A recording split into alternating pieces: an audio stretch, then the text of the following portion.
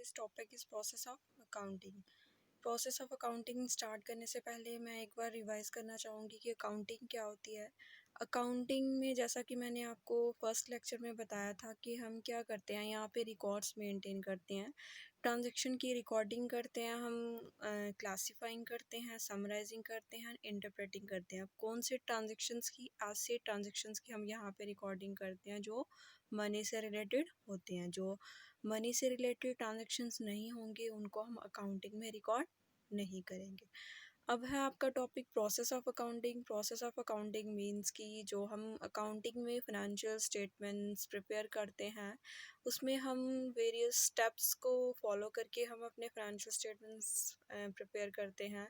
तो यहाँ पे हम वन बाय वन पढ़ेंगे कि अकाउंटिंग का प्रोसेस किस तरह से चलता है। फर्स्ट पॉइंट है आपका identifying the business transactions and events.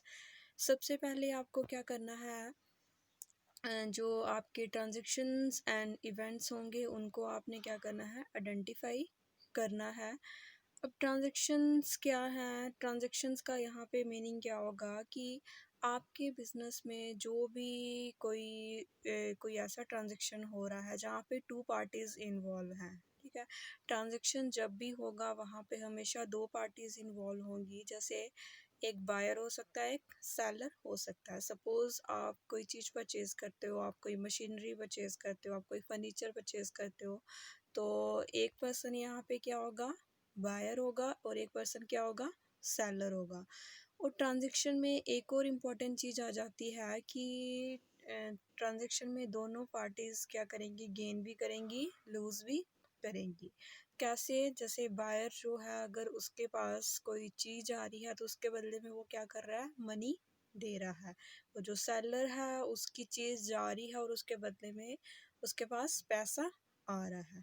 Transaction क्या हो गया कि जहाँ पे दो पार्टीज़ इन्वॉल्व होंगी, एक्सचेंज होगा बिटवीन टू पार्टीज़। और इवेंट क्या है, जब किसी चीज़ को एक्चुअल में हम अपने बिजनेस में करते हैं, कोई happening of consequence is known as event. जैसे हमने अगर फर्नीचर परचेज़ किया है तो हम क्या करेंगे, उस फर्नीचर को जब अपने बिजनेस में यूज़ करेंगे उसको हम क्या बोलेंगे, इवेंट होगा। ऐसे ही रॉ मटेरियल अगर हमने परचेज़ किया है तो जब परचेज़ किया तो वो क्या होगा, ट्रांजैक्शन होगा। लेकिन जब उसको हम प्रोडक्शन करने में यूज़ कर रहे हैं तो वो क्या होगा, आपके लिए इवेंट होगा।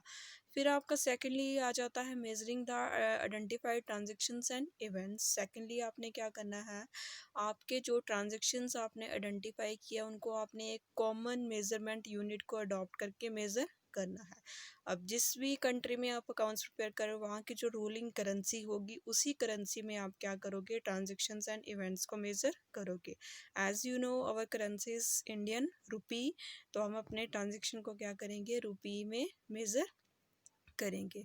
क्यों मेज़र करेंगे, क्योंकि जब तक कोई चीज़ यहाँ मॉनेटरी वैल्यूज़ की हम डिटरमाइन नहीं करते हैं तो तब तक उसकी अकाउंटिंग में कोई भी इम्पोर्टेंस नहीं होगी। तो इसलिए हमें उसको क्या करना होगा, किसी कॉमन मेज़रमेंट यूनिट की फॉर्म में हमें उसको मेज़र करना है। फिर है आपका रिकॉर्डिंग। थर्डली आप क्या करोगे, जो ट्रांजैक्शंस आपने मेज़र कर लिए उनको आपने रिकॉर्डिंग करनी है अकाउंटिंग के फील्ड में। अब रिकॉर्डिंग किस तरह से होगी, अकाउंटिंग में जब भी हम ट्रांजैक्शन को रिकॉर्ड करते हैं तो जो फर्स्ट टाइम रिकॉर्डिंग होती है वो हमारी होती है in the books of journal. Journal जो है जहाँ पे हम ओरिजिनल ट्रांजैक्शंस जो हैं उनको क्या कर रहे हैं, रिकॉर्ड कर रहे हैं। जर्नल के अलावा फिर आपकी कुछ सब्सिडरी बुक्स हो सकती हैं, जैसे कोई कैश जर्नल हो सकता है, कोई परचेजेस जर्नल हो सकता है, लेकिन मेन जो होगा वो जर्नल होगा। उसके अंडर फिर आपकी डिफरेंट हेडिंग्स जो हैं आ जाएंगी, वहाँ पे आप क्या करोगे, अपने ट्रांजैक्शंस को रिकॉर्ड करोगे। फिर आपका जाता है क्लासिफाइंग। क्लासिफाइंग में क्या होगा कि आप ट्रांजैक्शंस को सिमिलैरिटीज़ के बेसिस पे क्लासिफाई कर सकते हो। जैसे यहाँ पे जर्नल के बाद आपका आ जाता है लेजर अकाउंट्स, आप प्रिपेयर करते हो। जर्नल में आपकी फर्स्ट टाइम रिकॉर्डिंग होती है, देन उसके बाद आप उसको ट्रांसफ़र करते हो लेजर अकाउंट्स में। लेजर अकाउंट्स में क्या होता है कि हर एक इंडिविजुअल अकाउंट सेपरेटली बनाया जाता है। जितने भी ट्रांजैक्शन आपने रिकॉर्ड किए होंगे जर्नल में उनके लिए आपने क्या करना है, हर एक सेपरेट अकाउंट बनाना है।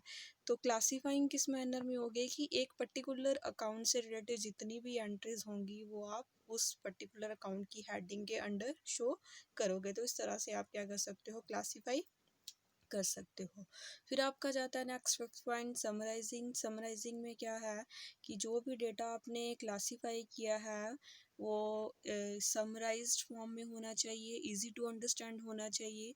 अब समरी किस फॉर्म में हो सकती है, एक तो आपका ट्रायल बैलेंस आप प्रिपेयर कर सकते हो जहाँ पे आप 2 कॉलम शो करोगे, एक आपका डेबिट अमाउंट होगा, एक क्रेडिट अमाउंट। ट्रायल बैलेंस में क्या होता है कि आपके जो भी डेबिट रिलेटेड आइटम्स होंगी वो आप डेबिट कॉलम में डालोगे, जो क्रेडिट रिलेटेड आइटम्स होंगी आप क्रेडिट कॉलम में डालोगे। लास्ट में दोनों कॉलम्स का टोटल आपका इक्वल आना चाहिए, उसको हम बोलते हैं ट्रायल बैलेंस। फिर आप इनकम स्टेटमेंट बना सकते हो। इनकम स्टेटमेंट को हम प्रॉफिट एंड लॉस अकाउंट भी बोल सकते हैं। इसमें क्या होता है कि हम क्या करते हैं, बिजनेस का नेट प्रॉफिट या नेट लॉस फाइंड आउट करने के लिए हम क्या करते हैं, प्रॉफिट एंड लॉस अकाउंट बनाते हैं। फिर थर्डली आपकी बैलेंस शीट आ जाती है। बैलेंस शीट में हम देखते हैं कि हमारे बिजनेस के एसेट्स कितने हैं और हमारी लाइबिलिटीज कितनी है, और एसेट्स और लाइबिलिटीज का टोटल जो है वो इक्वल आना चाहिए। देन उसके बाद है एनालाइजिंग। एनालाइजिंग में क्या है कि आपने जो इनकम स्टेटमेंट बनाया है, दैट इज़ जो आपने प्रॉफिट एंड लॉस अकाउंट बनाया है या जो बैलेंस शीट आपने बनाई है, वहाँ पे आप क्या करोगे, एनालाइज करोगे, ये जानने की कोशिश करोगे कि क्या रीजंस हैं, किन रीजंस की वजह से हमें प्रॉफिट हुआ है, किन रीजंस की वजह से हमें लॉस हुआ है, क्या हमारी स्ट्रेंथ्स हैं, क्या हमारी वीकनेसेस हैं। डिटेल डेटा के बेसिस पे आप क्या करोगे, एनालिसिस ऑफ ट्रांजैक्शंस। देन उसके बाद है इंटरप्रेटिंग। इंटरप्रेटिंग में क्या आएगा कि आपने जो एनालिसिस की है यहाँ पे आपने क्या करना है, उसको मीनिंग उसका जो है उसको कंक्लूड करना है कि जो आपने एनालिसिस की उसके क्या रिजल्ट्स थे।